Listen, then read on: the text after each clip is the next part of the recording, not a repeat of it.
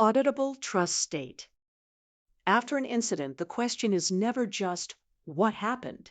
It is, why was that allowed to happen?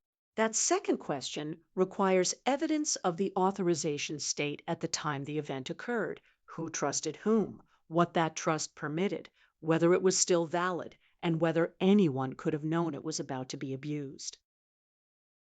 Most systems cannot answer that question with proof. They can answer it with logs if the logs were retained and correlated correctly. They can answer it with inference if the access control policy was consistent and documented.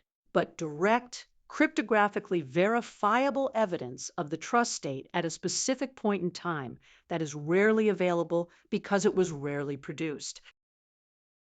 Auditable trust state means that every trust decision leaves a signed artifact, not a log line, not an access control evaluation recorded in a SIM, an explicit, self-contained record that includes the decision, the authority that made it, the keys used to authorize it, the timestamp, and the signature.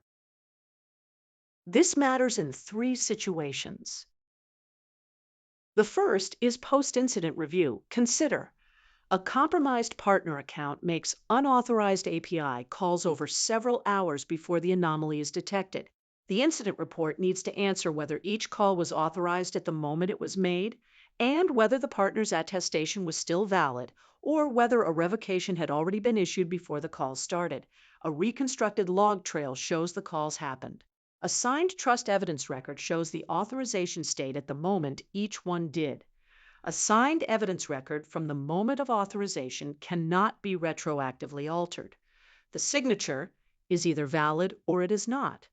The key that signed it is either in the trust set or it is not. Forensic reconstruction does not depend on whether someone configured log retention correctly. The second is compliance. Regulators and auditors want to see that access decisions were intentional, authorized, and reviewable. A signed artifact satisfies this in a way that a reconstructed log trail does not. The third is operational confidence.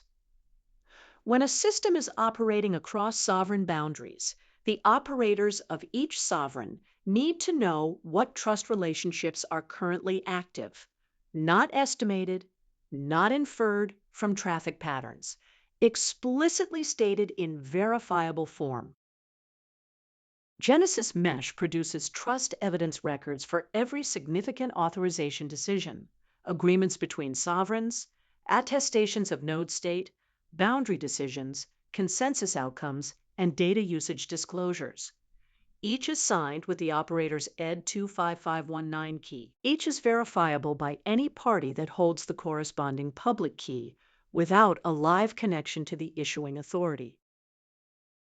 The audit trail is not a report generated after the fact. It is the protocol output.